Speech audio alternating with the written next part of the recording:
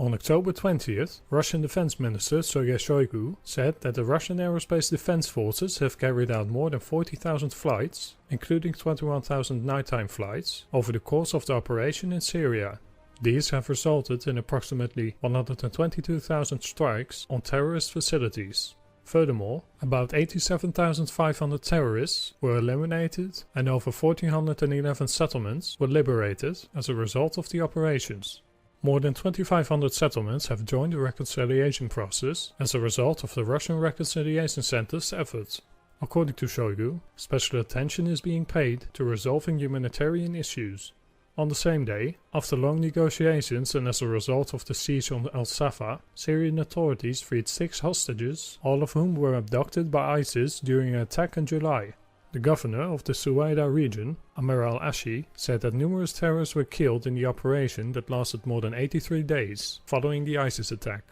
The Syrian state news agency Sana also reported on October 20th that the US-led international coalition killed at least 62 civilians in 3 new airstrikes on the villages of al-Shawash and al-Bubadran in the al-Bukamal region in Deir ez-Zor.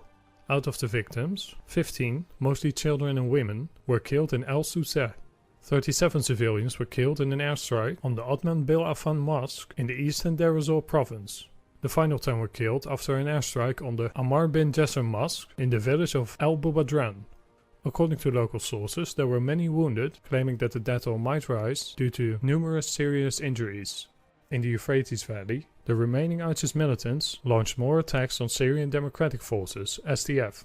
5 suicide vehicle-borne improvised explosive devices and dozens of fighters of the terrorist group attacked positions of the SDF north of the town of al-Baghouz al-Falkani.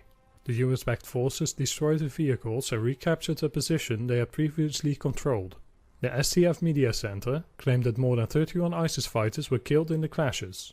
The Russian Center for Reconciliation of Opposing Sides reported that the ceasefire was violated by unknown assailants who shelled several government-held areas in the Aleppo and Latakia governorates on October 19th. Militants are constantly violating the ceasefire in apparent attempts to sabotage the Russian-Turkish brokered deal.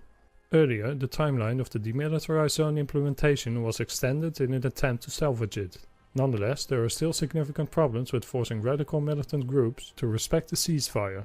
Finally, new satellite images were released on October 20th, showing that Russian forces are constructing 18 hardened aircraft shelters in the Meimim airbase in Latakia. A local Syrian source reported that the construction of the shelter began more than a month ago. The images also show that the airbase currently holds 9 Su-24, 4 Su-34 and 4 Su-35 warplanes. It also contains several reconnaissance and patrol aircraft.